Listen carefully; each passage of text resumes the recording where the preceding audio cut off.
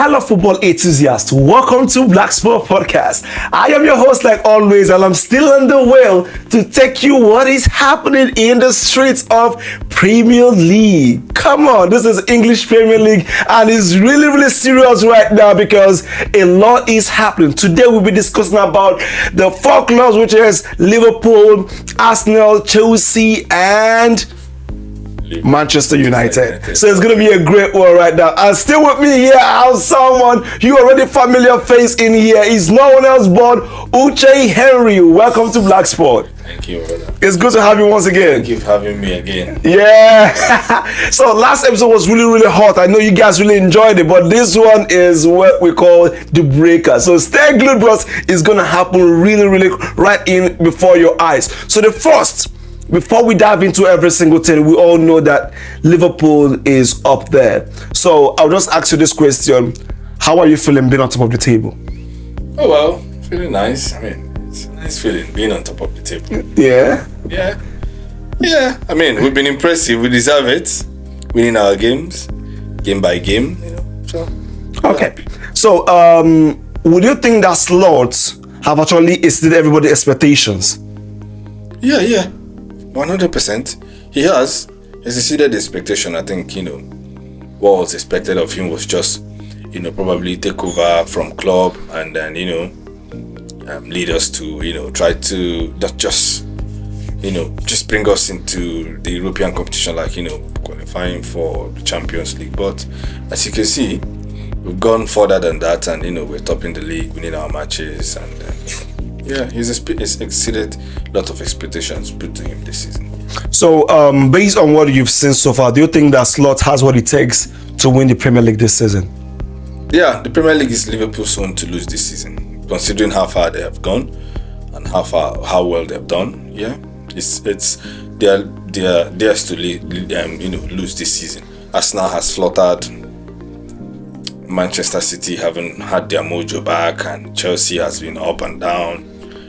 It's Liverpool's own to lose, and I think with what I'm seeing, I can't be more convinced that Liverpool will sure win the Premier League. So what exactly do you think Slot did differently that made because owing to clubs living the club, we all think, I myself thought that Liverpool is going to struggle, especially in the hands of Slots. But like you said, you have exceeded everybody's expectation, my included. And what is the juice? Because this is a team that we saw that is already rusty and is able to bring them back and get them a little bit motivated. What do you think is the philosophy of Slots in Liverpool that made them to be this high performing? I think the mistake there is that you guys, you failed to forget that last season Liverpool were actually fighting for quadruple, which they ended up not winning and only winning one trophy along. Yeah, it's not like it's a whole total bad team. So now it's a well solid team, good front line. Mm-hmm. The midfield has a little bit been an issue, but that's where club Slot has taken most of the credit by what he's done with Governbags. Yeah. And then the defense, he's also brought a lot of stability in Liverpool defense. So I think one of the things, the difference that club Slot has made is bringing stability. Okay. Liverpool knows how to manage games, see games through, and try to be more formidable. Yeah, unlike all out throttle club side, Liverpool are now more balanced, taking each game as it comes, and I think that's the difference. Is he's brought more stability to the Liverpool side, and Liverpool is more stable, more composed, and not to take anything away from Jurgen Klopp. But the club has brought a lot of the composed. Liverpool is more composed and more balanced now. Yeah. Looking at the record now, because Slot has spent 9 years in Liverpool with only one trophy, one league trophy, and in Premier League, which is the Premier League, only one League Cup in 9 years. And Slot now in his first year is actually about to clinch the first league title. And who do you think which players are more at the key factors to this drive? The thing is that the difference between club era and Jurgen Klopp era is Jurgen Klopp era and Slot era. club slot names. So the difference between the both eras is Jurgen came in when Liverpool was going down, trash. Yeah. Like, we were, I think, the season when he came, Liverpool were in 16th position or thereabout. Yeah, Liverpool was not really in the picture. We're really bad. It's just like what happened to, that season before then, we competed for the Premier League and lost. Okay. That was 2004, 2013, 2014. We competed with the guy from Scotland. What's his name? I've forgotten his name. Brendan Rodgers. And then we didn't win. Then we came again the next season and we didn't even make the top 4 because we sold Suarez and co. Yeah. So and then the next season we were struggling. It was really not good. So Liverpool was in a bad place. I mean, you can imagine our strikers. Then was Benteke, Borini, this kind of crazy. I think they're good stars. Benteke is doing very, very well in USA. Well, I mean, Benteke, he was a good player, but no, come on, Liverpool, no. I think that was. I can even tell you that Benteke is more prolific than most of the strikers we have currently now in Premier League. Bring him. I don't think he will make any. Against Jackson. I don't think he will. Against Jackson, Benteke and Jackson. I don't think he will make bench in Chelsea. I don't think he will make it. Considering age, no, I don't think. No, I mean, if you're talking about back to what we did last podcast, prime Benteke now, and these current strikers we have in Premier League. The problem is that the prime. The prime. I have an issue with that word prime. I have an issue with it. It makes you see things in a way that it brings out your emotions when you use the word prime. It gives you this nostalgic feeling, makes you want to start thinking of. But going forward, I think that Liverpool was in a bad place when Jurgen took over from Brendan Rodgers, and he was able to assemble a team who went on to achieve so many great things. Won the Premier League, won the Champions League, won League Cups, won everything that you need to win as a club in a club level. No doubt, he had only one Premier League, but you need to also put into consideration what he had on ground prior to his resumption as a Liverpool manager. Unlike what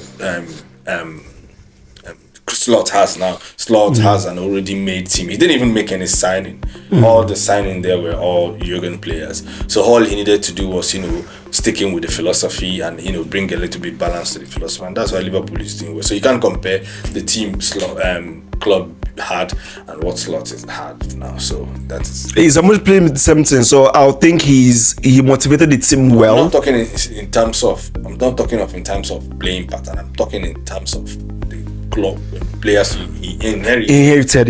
One Slot has inherited. Okay. Why Slot is chasing the Premier League now than why Klopp didn't chase the Premier League. Okay, because he has a better team. Yeah, he had a better team. Yes, and the team is in firm. Klopp already has built a much stable team, much united front. Liverpool. I mean, Liverpool is in a more standard shape compared to what Jurgen inherited. We didn't have a good stadium then. Our stadium, the capacity, but now Liverpool has revamped their stadium, had a new training ground. So many things going on with the club. Everything is being built, standard, every structure, and all that. We now have good. I mean, he's had an easy ride. I won't say it's an easy ride because I believe we have the same similar situation in terms of when Manchester United shifted the focus now to United, where United won the league in 2013 and having the chosen one, which is Moyes, being chosen to take over. And I remember from his own point of view, he said the reason why he didn't seem to make some adjustment. This is a champion already. You inherited a champion team. You just need to make a little bit in buying Fellaini as 30 million then just to spice of the thing. But just like I said earlier, it was a lucky win in 2013 because that team was already down. That's their week. They weren't much motivated anymore. Needed Van Persie to do the so a whole lot of things was really in ground. And the same thing happens now to Klopp and Slot. The Klopp's team was already down. The motivation was low at the point when Klopp left. I don't think it was down because Liverpool has a young squad. Before that season, they refurbished their midfield. Of their midfielders, Henderson, Fabinho, all of them left. He had to bring in McAllister, Gravenberch, Szoboszlai, and then there was Elliott who was also springing up. There was Jones. So there's a little bit of standard. I mean, you can't compare. No, you can. Look at it this way. These are champions. And do you know that Liverpool, if things were right, Liverpool are meant to win the league. We're talking about people who bought to the league last season. With Liverpool, as of December, Liverpool was already top in the league. Yeah, they were top in the league with just 2 points. 2 points. Do you know? No, not just 2 points. Because 2 points. Do you know when you can check it. When it came to January, how many matches do you know you fell off from first up to not second? That's what I'm saying. Not Liverpool only topped the league with 2 points. But the issue I'm trying to say is they had the opportunity to win the league, and they fell off from second, not just second, third. Yeah, they finished the league third position. And you know what it means? You not even close. You're not even close to the top when you actually fell. You fell off woefully out of it. So you can't tell me that a team that was stopping with just 2 points fell off, so that we don't even contesting at all towards the end of the season. That shows that they lost a whole lot of consistency in performance. Yeah, that's what I'm saying. It's not like the team was bad, like the way you make no, it. My City is not bad. Wait, no. What I'm saying is that the team was good. Okay. It was a decent team, but they lacked momentum. Exactly. And which Slot has brought in. It's not like the team was bad or they were cracked or they were fading away. They weren't. They were. You had same players. Diaz. You had Gakpo. You had some players. Yeah. Elliot. I mean, these players are young. But why couldn't and very strong. Moyes do the same thing with the same players? If you check the players Moyes inherited from Ferguson, most of them I don't think they were like standard top-notch players, except Van Persie. You won league. Come on, you can't win the league with. Let me say, the Man U winning the league was a huge push. It's just like it wasn't an easy slide winning the league. Yeah. It was a push, like someone who was already dying and just crossed the line. It's not like they already had a very fresh squad, young squad that they could definitely something on. Yeah, because I was remembering all their defenders then. I can remember Smalling, right? Yeah, Smalling wasn't a standard. You could say, Smalling or Jones. You can't say then they were top players, but you can't say that of Van Dijk and Kanate. Yes, yeah. Kanate starts for France. He was in the France. Exactly. You understand? Van Dijk. We had Trent, who is, you had Robertson. I can't remember Manchester United left backs then being on top of the wall then, or their centre back. I can't say anyway. It's been a long time, but I don't want to make excuses for anybody. But I think what I'm trying to say, the point I'm trying to draw here is with this comparison is that to show that we should give Slot huge credit for what he have done, because we have Moyes that he did a champion but could not even turn it around. But we have someone who is able to turn a team that is losing. For you to drop that means you lost it towards the end. For you to give that motivation to go again. And you look at even when like Hamish Strait games, didn't lose any game. Yeah, since he came in, they've not lost any game except Nottingham Forest. So you can see. So this shows it's not easy. Sometimes we actually overlook these small things. We had one that inherited a champion and one that didn't, but yet is able to revamp it to something nice. I get your point. So looking at Manchester United now, is been a terrible season. Okay. Now, do you think that sacking, as this last time again, do you think that sacking Ten Hag was the right decision? Letting Ten Hag go was Man U trying to salvage what was remaining of the season. Okay. As at the time they sacked Ten Hag, they were hoping that Amron was going to come and do some magic, steady the ship, and even if they can finish somewhere around 5th, 6th, it doesn't matter, but they just needed stability, which has not worked according to what they planned. But left for me, I don't think Robin Amron signing a contract to join, leaving what he has built in Sporting to come join Manchester United at the middle of the season was the right choice for him. Okay. Felt like he would have signed a pre-contract, or Manchester United would have offered him a pre-contract, or he would have insisted in signing a pre-contract with Manchester United to start with them at the beginning of next season, so he can go into pre-season with them, look at the club structure, look at the kind of players he needs to bring in, rather than jumping in, just in the middle of the season. And it has not really worked out for him.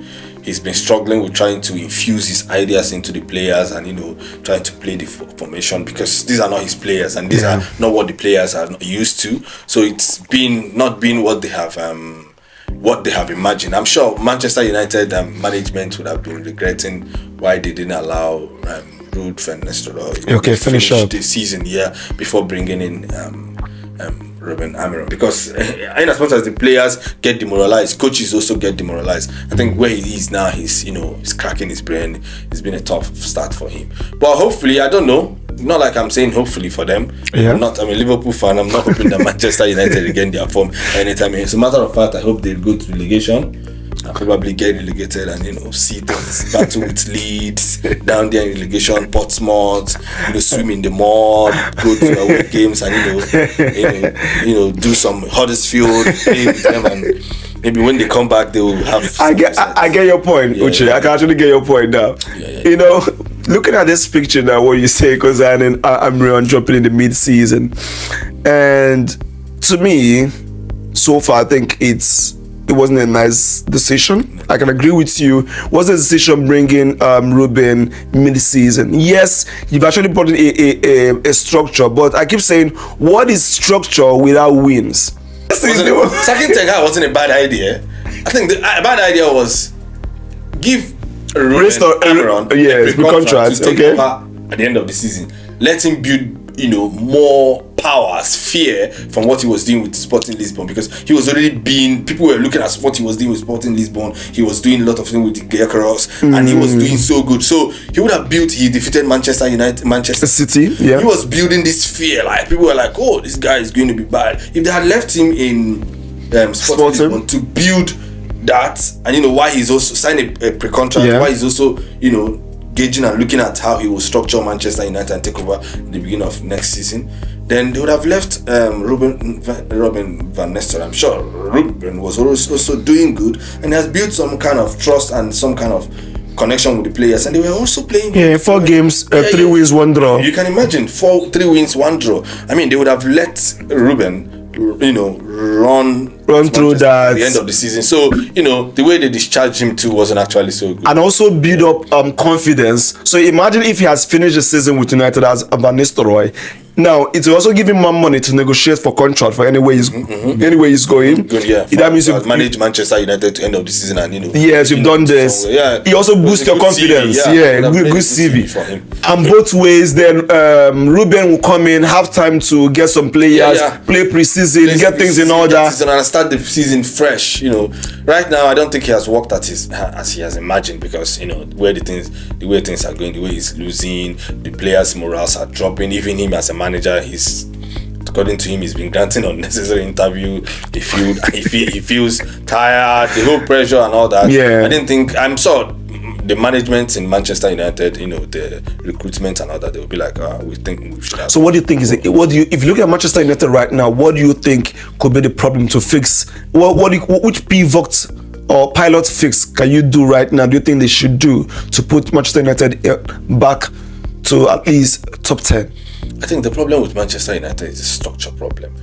The Manchester United has always, since Alex Ferguson left, with what their coaches and what the kind of players they've been signing, they've not really tried their best to, attack the situation foundationally, start building from open heart surgery, like this guy says, open heart surgery. Exactly. They've always been doing the surface thing, sign Casemiro, sign Cavani, sign Angel Di Maria, not actually trying to put their house in order. They've had stadium issue. There's a structural problem going on in Manchester United that is not only affecting the players, it's affecting the club, the mood and everything completely. Ronaldo came out and said this, and he said that this is way beyond what we see. It's not even the players, the facilities are outdated, so many things is wrong with them. But things are changing recently. Yeah, but I think luckily I've been to Old Trafford. I can tell you that it's not as beautiful as you guys think it is. I mean, it's just the name. It's not one of the best stadiums. It's one of the old stadiums. Yeah. It has one of the good malls. It has nice malls inside it. But what I'm saying is that the problem in Manchester United is beyond. They've not really upgraded this problem from the root of it. They've always wanting to do the quick fix, and the quick fix has actually what has brought them to where they are now, and that was the trying to start from all afresh is what they're trying to do with Ruben Amorim, and they have also done it in the wrong way by still doing the quick fix thing again. So if they can, relax and start from the quick, remove the idea of quick fix and stabilize the team and try to build the culture again from the beginning, put these things into the players, and I'm sure it's just a and what is it called, an explosive thing. It will start kicking in from the players, the fans, everybody will start connecting back, and Manchester United can actually go back to the glory days they have always.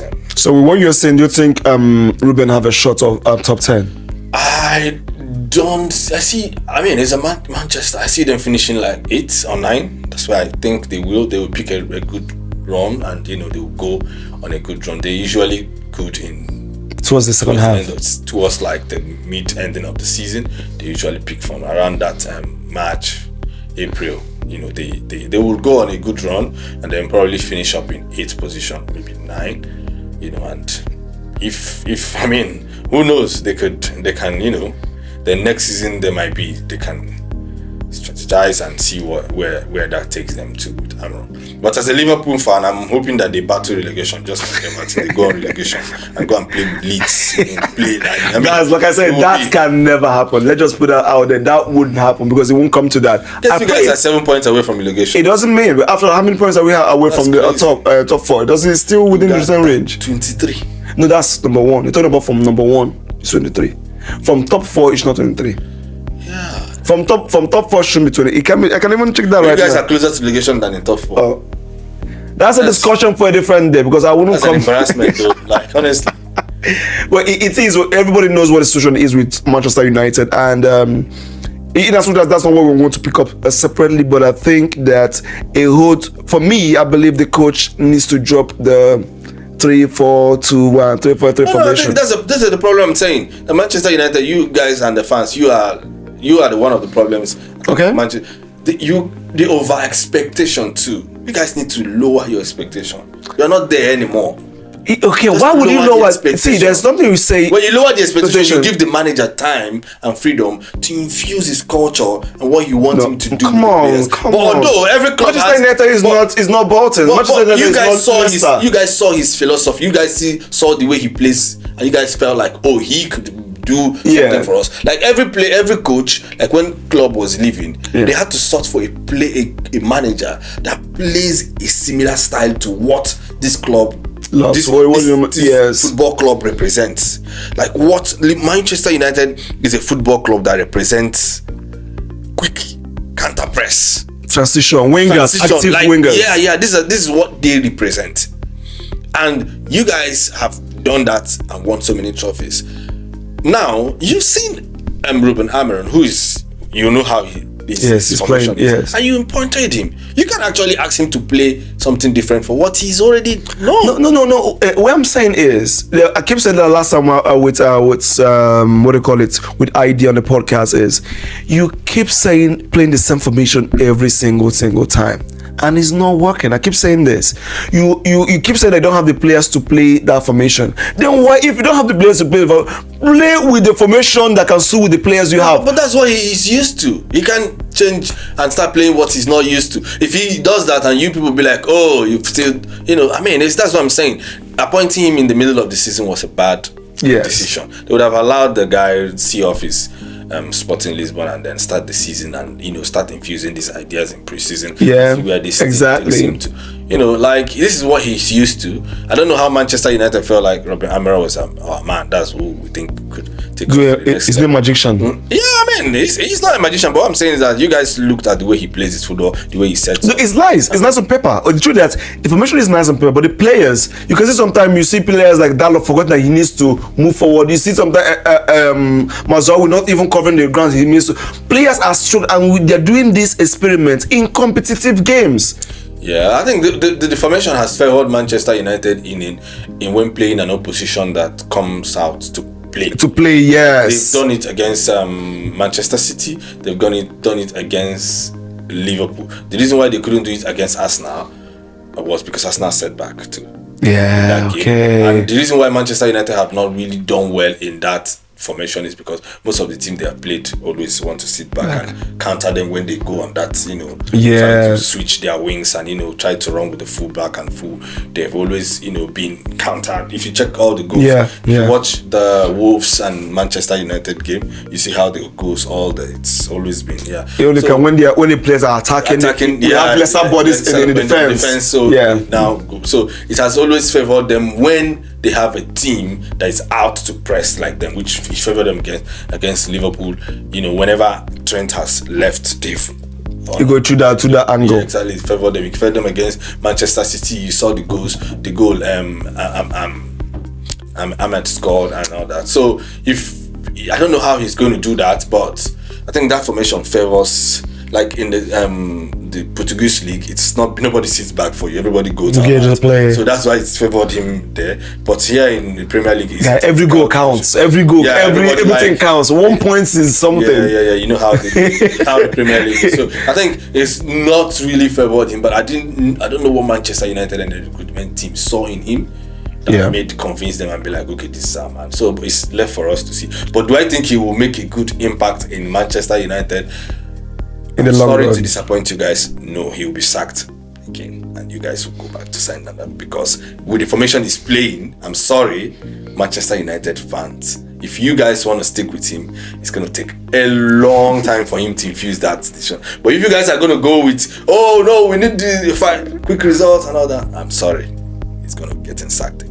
Okay, so talking about bodies bringing in, do you think there's Menu and Menu came up that he might actually leave because he needs? I had a rumor saying he requesting for 200. Yeah, that's greedy though. Yeah, so it's still not confirmed. I just saw that on Twitter, and there's also it's been rumored that we are looking out to sell, and Chelsea is looking forward to pick up. Do you think that deal is a no-brainer if that happens for Manchester United? I don't think Ruben Amorim sees Kobe as someone he wants to play. Yeah. I don't think he fancies any Manchester United. Think this one trying to say that the way he has not stuck with anybody. Exactly, rotating anybody. I don't think he has a favorite, and I don't think any of that team represent what he wants to do. Which is the problem. I think the only player he has always looked at that could do something he wants to do has been Delor. Asap Delor, I don't think he has actually fancied anybody at all. So I'm expecting everybody to. He's not a fan of Garnacho. He's not a fan of Rashford. He's not a fan of Højlund. He's not a fan of Zexi. He's not a fan of any of them. I think he's counting on. He can't wait for the season to finish for him. Let's see what he has to do. Yeah. But I think when the season finishes, we'll see. So Kobe Mino demanding whatever he wants to demand. I mean, I don't think he should think himself as what he is anymore. It's not a coach favorite.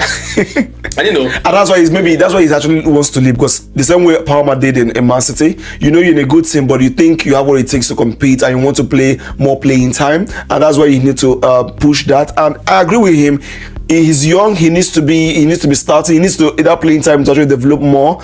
And if he's not getting it, he needs to find somewhere else to do that. I mean, Kobe is such a very wonderful young talent. Very, in as much as he has a strong PR backing him, the British PR backing him and all that.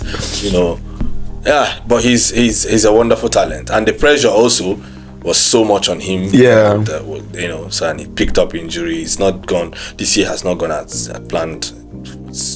The expectation has not hit what he has imagined. But I don't think he will.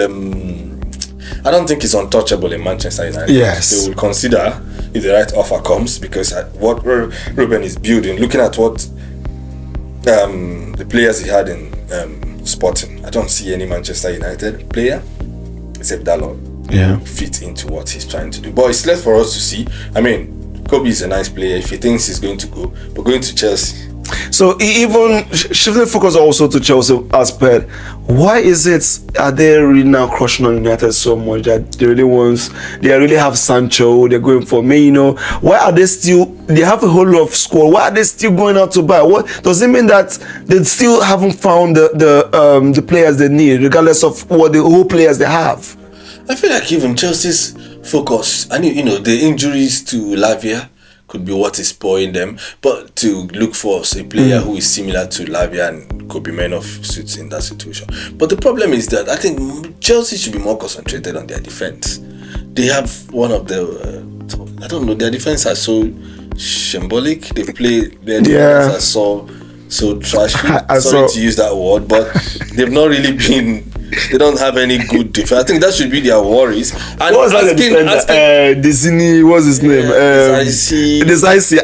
Someone posted on Twitter that said Decisive should be jailed. No. I don't even know why they saw they play quality player like Chalobah to go and bring those guys. Chalobah is quite even more better than anything. Yeah, Chalobah is good. I there currently now. But the reason why, when you're asking me what they see in Manchester United, the same question I asked you what Manchester United saw in Mason Mount.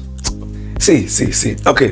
One of the things, let me put it here. One of the things why I think I don't like Ten Hag's in his philosophy is his transfer window. He has one of the worst transfer windows I've ever recorded for Manchester United. Have you heard of the man called Arteta?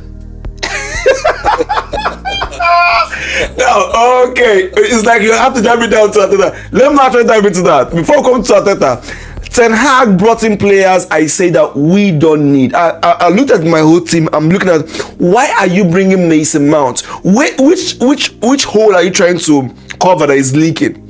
I looked at it today. I'm still trying to understand why he brought in Mason Mount. The same way he has opportunity to sign in a left back, but yet he signed a right back when we have two right back, Wan-Bissaka and Dalot. Yes, it was a good sign, it was a good play, but where you needed it most, you still left it out.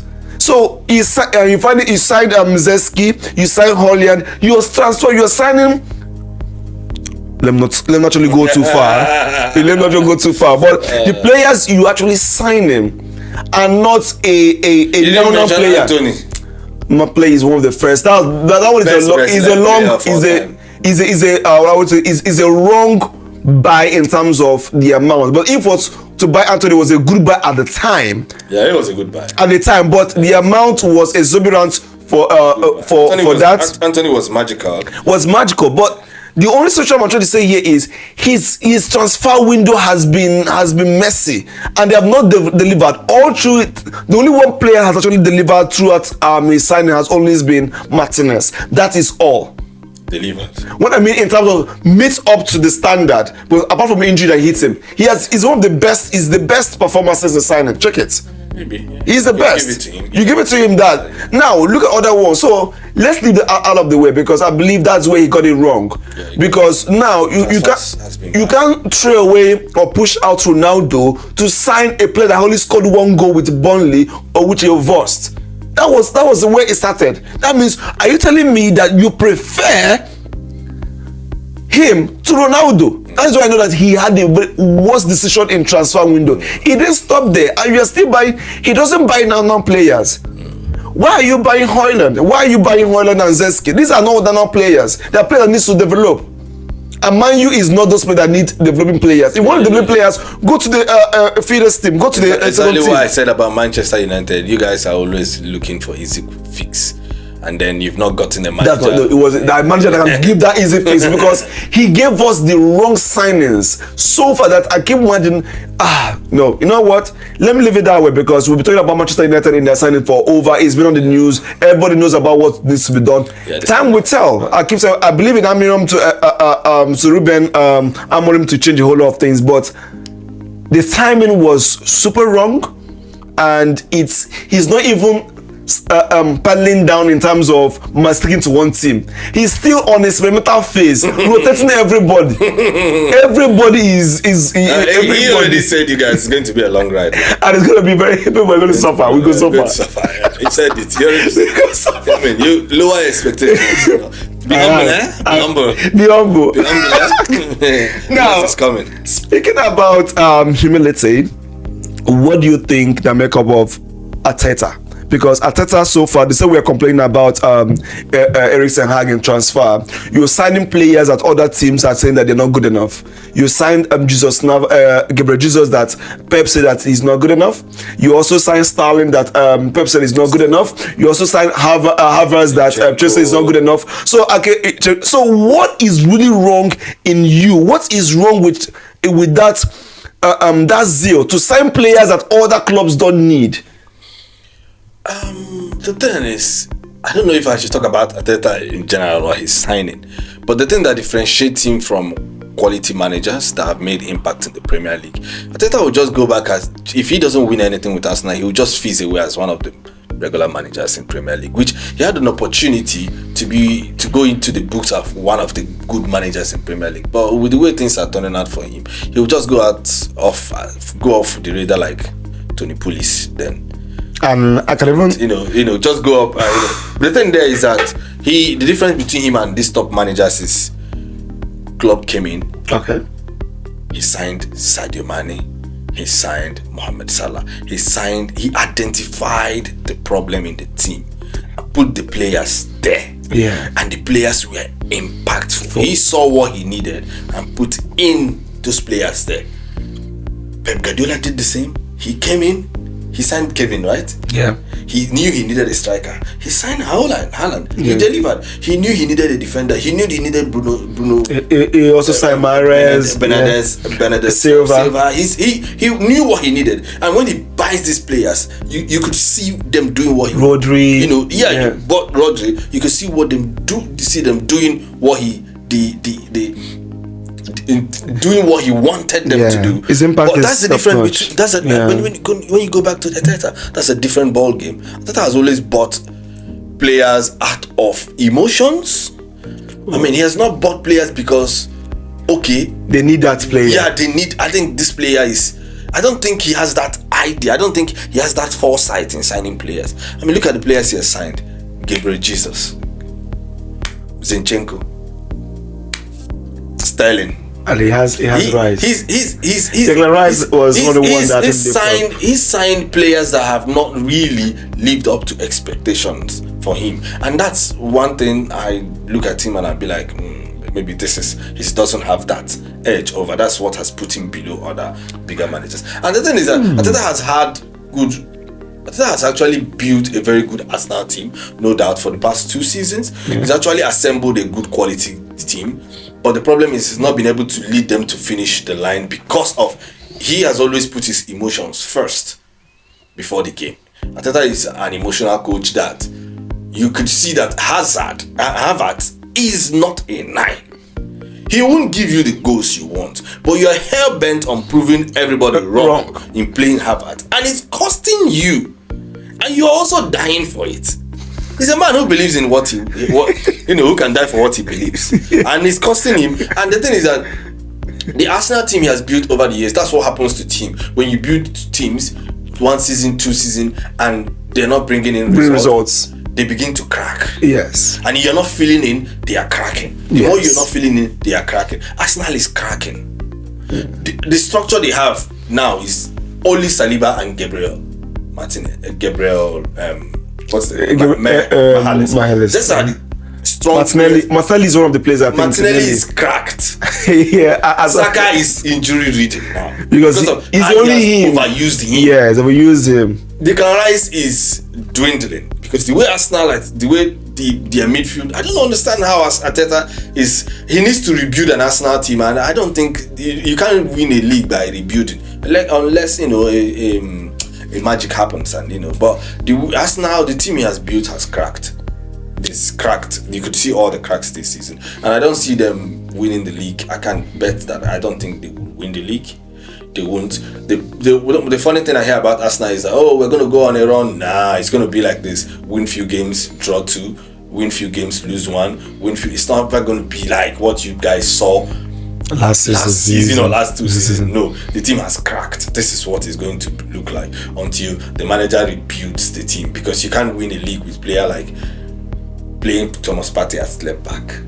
You can't win a team playing Gabriel Jesus as a striker. I mean, when Saka is injured, the team is dead. there's no firework again. The moment Saka goes off. So that's exactly what I'm saying. Like, he had the opportunity to build a team, or he has not lived up to expectations. So if you had to do that, now we're talking about over if by this season now it ends and it doesn't win anything, how would you see that if you're comparing between Erik ten Hag impact in Manchester United and also Arteta, how would you go with them head to head in terms of changing the team's philosophy and able to give them a good head start? You mean the impacts they've made in both different teams? Impacts. Yes, which impact would you think within both of them? I think the difference there is that Ten Hag Erik has gone through the process, but has given the fans something to be joyous of. Okay. But no structure, no football. Yeah. Arteta has gone through his own, giving them football. Yes. But nothing to cheer about. So, in a fan's perspective, fans wants to win trophy. Just like Chelsea fans. They don't care where they end in a season. Chelsea fans don't mind ending 12th, but winning the Champions League. If you're saying that way, that means, if you put it that way, it has always been Arsenal style. Arsenal has never been the people that hunger for trophy. Yeah. That's what I'm saying. But that's why they want. The fans are now hungry for a trophy. But Arteta is starving them of that trophy, and that's what I'm saying. His luck is running out because the team, they have trusted him. Why they have kept on trusting the process is this team he has built now. They were hoping that this team can cross the line, but as it is, the team is cracking. So they have to give him another 5 years to build another process. So that they have to trust the process. But I always tell Arsenal fans, keep trusting the process. Let's go. It's unreal. You can have one FA Cup in 6 years. Netflix FC. We keep trusting the process. And wait for next season. Exactly. Next Just season, trust the process. This one has expired. We'll finish watching Arteta 05. We're going for 010. Next season, next 5 years, we will build another team that can compete and go second, then fall apart again. They will go for 015. That's how. So in that case, there's a possibility of Arsenal having a cup run, a good cup run, or a league title this season. For the league, they are in the league now contesting, but I don't think they will win the league. I really think they won't. And in the cup, I think they got booted out. I think they will. Newcastle will go through. The FA Cup against Manchester United. I think if Arsenal, Arteta has to salvage this season by winning a trophy for Arsenal. Yeah, exactly. If he doesn't win any trophy for Arsenal fans, they will be coming for him. They're already coming for him. If he doesn't win any trophy for Arsenal, in 5 years, club has won the Champions League. He's probably won every European trophy by now. So this has been what he has been always holding on. Oh, trust the process. 5 years. Look at other managers. They didn't win any trophy. But this is, if he doesn't win it, give them anything to hold on to. Even if it's an FA Cup, they will be coming for him. I was told that Slot only just need one FA Cup to actually meet or match up Arteta's record. That would be crazy. If Slot wins the Premier League. Oh no! I think, and he didn't win, and Arteta goes ahead and not win any trophy. He's in problems. Like Arsenal fans are going to be coming for him because it's not like you strip them every bragging right. Yes. How are they going to be defending you? Like the man who came from Holland, won a league that you've been trying to win for how many seasons? You've been here building whatever. You didn't win a trophy this What are you building? Yeah. I think they will not have anything to defend him for, except the people who are just, but I don't think they will have anything to defend him for. Yeah, but right now, hopefully, he delivers something for them, and I'm hoping that he doesn't deliver anyway. Okay, so if you've actually talked about Manchester United ending like 8 or 9 for the end of season, then where do you see Arsenal ending the season? No, to be honest, Arsenal will finish second. Second? Yeah, they will be runners up again. Yeah, it's the Netflix FC. They keep you at the edge of the seat. Arsenal fans will keep you at the edge of the seat. They are Netflix FC. You have to watch them with excitement. Netflix is meant to be watched with excitement and suspense. Yeah, that's one thing Arteta knows how to do with them. You can't call for his sack because he's keeping you at the edge. It's at the end of the season you see like, oh, let's see himself. He seems to watch again. Let's watch again next season and see. And immediately the season starts, he takes up your emotions, and you are at the end thinking we'll cross the line. That's why Evra said they are Netflix. You think Evra is stupid for saying that? He saw something already. And if you look at the way the team Arteta is playing with Arsenal fans' emotions, it's Netflix. It's Netflix chills. At the end of the season, every Arsenal fan should get their popcorn, get Coke or Pepsi, sit and chill. Arsenal, Netflix, and chill. Okay, so now the other bit is Chelsea. Where do you see Chelsea ending this season? That's a tricky one because I know Manchester City will eventually make the top 4. If they don't, that will be a disaster. Okay. For Pep, because Pep is trying to surpass Alex Ferguson's record. And if he doesn't make the top 4, that would be a huge dent. Yeah. So let's just say, I know people doesn't want to have that conversation that Pep is actually getting closer to Sir Ferguson legacy. But the truth is, why I can say that shouldn't be a discussion is we have two people that one is a groomer, one is a picker. One groom stars. One is a picker. One is a picker. Yeah. And Pep has tried this season to groom. He tried with Luis. It's not working. He still has. That's what I'm saying. If he doesn't make top 4, that would be a total. The debate will be dead. It's dead but if he makes top 4, it will still be ongoing. But if he doesn't make top 4, even if he likes win 5 Premier League again, yes, the debate will be. It will be shaky. Pep actually broken a whole lot of cylinders. Broken a whole lot of cylinders. Talking about the greatest manager of all. Yes, we could give it to him. Yeah, like seriously, he's good. The only difference with Sir Ferguson with him, because Sir Ferguson gave us consistency and longevity. Yeah. And it's not easy. Like the only was complaining, which I said, look, why are you complaining? That he said that there's no team that's been consistent for 10 good years. I laughed. You can go and think of. That's Sir Ferguson. He did it. More than 10 years. Then somebody moved over to a different era. He actually went through the millennium. He went through the millennium and ended up in 2013 and left with a trophy on his name. He went to the millennium. But that many years with only 2 Champions League. Yeah. Champions League, you know now that Champions League is actually been a little bit. But do you know it's actually even a huge shame that Manchester United as a football club only have 3 Champions League. Yes. As a huge brand, they are only 3. They should be like 7. And they've actually got they have a whole lot of runner-ups. It's not easy. Yeah, but I mean, you didn't win it. Yeah, definitely. You know, the different times. Not now. The different times. You're talking about those areas of when Premier League were actually on point, where you can imagine a team whereby Nottingham Forest won the league, where teams like also have won Champions League. Bro, you can't even defend this. This is shameful. Like Manchester United is a big club, only 3 Champions League. It's actually a bad record. To be honest, they are really, really bad in Europe.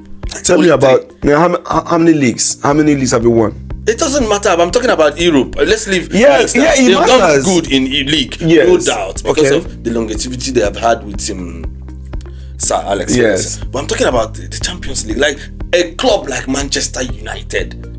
You're talking about a brand. This is a big, huge club. Yes, they should be like in the same category with AC Milan. In that Champions League. You say talk about Real Madrid. Talk about Real Madrid. Exactly. Only 3. When you think about it, it's actually not. And the last time they won it was. When? 2008. Damn, bro. Damn. Okay, so you had the first year that Manchester United just only have 3, and it's not really easy for the club. You know how Champions League was. I'll tell you the truth. Then Champions League was not beans. You have lots of what of now that is beans. Now it's beans. Why are you guys not winning it? we're not making up even to the top 4 to even compete. We're not even there to even compete. You understand? So it's been an interesting one. So I want to say very thank you for actually having the time to come in here for the second time on the Black Sport Podcast. Thank you. And please follow. You can see his handle right there on the screen. Follow him on his social media handle on IG.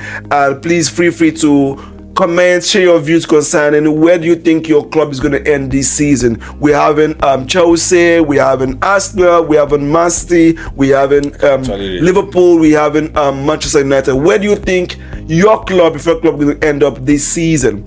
And also to cap it up all now to you, I want to tell you that there is no way in comparison that Man City will actually win this league this season? No. They're off the league. They could actually just my top prediction. This league should be Liverpool winning the league, Arsenal coming second. I think the third and fourth is where an issue. But I know Man City will make it. But I don't know if they will make it fourth or they will make third. Okay. But I know Nottingham Forest wouldn't. Okay. They wouldn't. Newcastle could come in. Okay. Or Aston Villa could come in. Or Chelsea could come in. So I'm giving it the fourth. I know Liverpool, Manchester City. Give your own fourth. Let me just call your numbers. I would say Liverpool, Arsenal, Manchester City. Then I'll give the four open for Arsenal. I'll leave the four open for Chelsea, Aston Villa, or Newcastle. Yeah. Okay. All right, that's fine. Thank you so much for your time. Now there's a game we normally play here, Manchester United in Black Sport Podcast, before we wrap it up today, and that is if I say a club, you name the last letter of that club. Start that club with the last letter of the club. Okay, we do that. I will only have 5 seconds to make that. So I'll give him the honors. You start first. Barcelona. That ends with an A. So Arsenal. L. Okay. Liverpool. Okay. Ends with what? L. L, of course. Leeds. S. What's up, Bachin?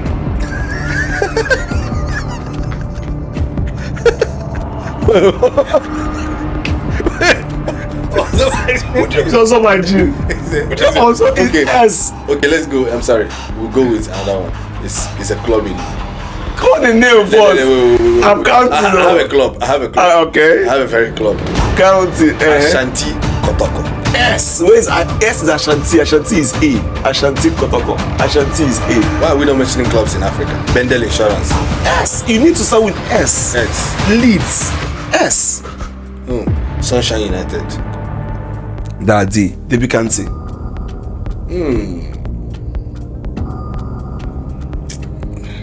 I just want to name clubs in Canopilas. That ends with Y. Debbie Kanti.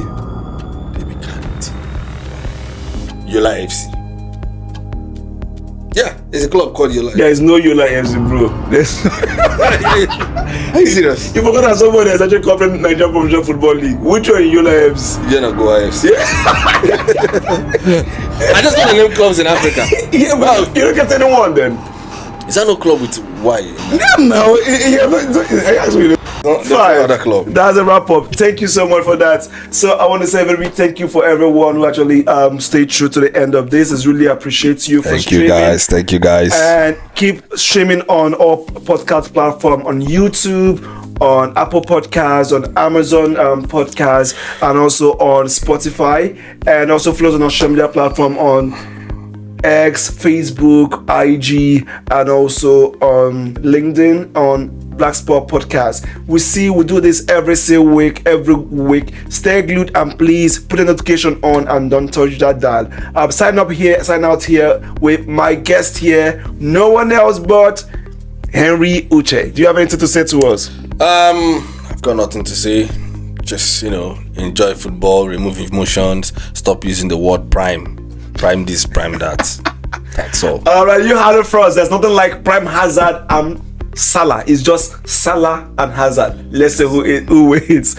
So it's Insonet Uche signing out. See you next week. Have a lovely time. Ciao. Prime Hazard. Prime Hazard and Prime Salah. Why can't we have Salah? Just Salah and Hazard. Let's see. It's better than Prime Messi. Simple. Why you people don't need to read Salah at all? You guys will turn to Prime.